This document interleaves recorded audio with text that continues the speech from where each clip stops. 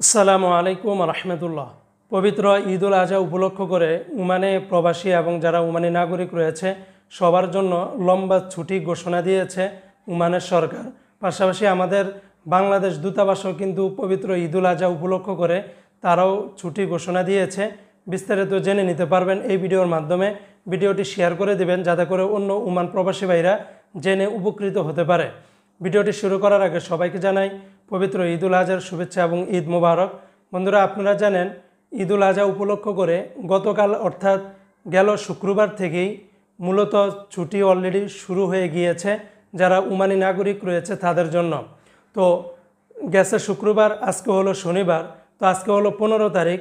তো আগামীকাল রবিবার থেকে সরকার ঘোষিত অফিসিয়ালভাবে ছুটি ঘোষণা করা হবে। আগামীকাল হচ্ছে 16 তারিখ, 16, 17, 18, 19, 20, 21, 22 টানা আগামী শনিবার পর্যন্ত গোটা ওমান সরকারি বেসরকারি সব জায়গাতে কিন্তু ছুটি ঘোষণা দিয়েছে। আগামী রবিবার অর্থাৎ 23শে জুন থেকে গোটা ওমানে আবার সরকারিভাবে সমস্ত কার্যক্রম চালু হবে। বাট আমাদের যে মাস্কেট যে দূতাবাস রয়েছে সেখানে কিন্তু আবার ছুটিটা কিছুটা কমিয়ে দিয়েছে। মাস্কেটে দূতাবাসে আগামীকাল অর্থাৎ এই 16 তারিখ এবং 17 তারিখ আর 18 তারিখ অর্থাৎ রবিবার, সোমবার, মঙ্গলবার, আপনারা জানেন ওমানে এই বছর ঈদুল আজহা হবে 17 জুন বাংলাদেশের সাথে সোমবারে। তো সেই অনুযায়ী দূতাবাস বন্ধ থাকবে রবিবার, সোমবার, মঙ্গলবার, এই 3 দিন দূতাবাস বন্ধ থাকবে।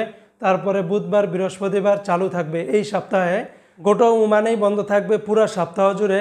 আগামী সপ্তাহ অর্থাৎ 23শে জুন থেকে আবার সব কিছু চালু থাকবে। আর দূতাবাস 3 দিন 16, 17, 18 এই 3 দিন কিন্তু দূতাবাস বন্ধ থাকবে। তো বন্ধুরা, এই ছিল আপডেটটি।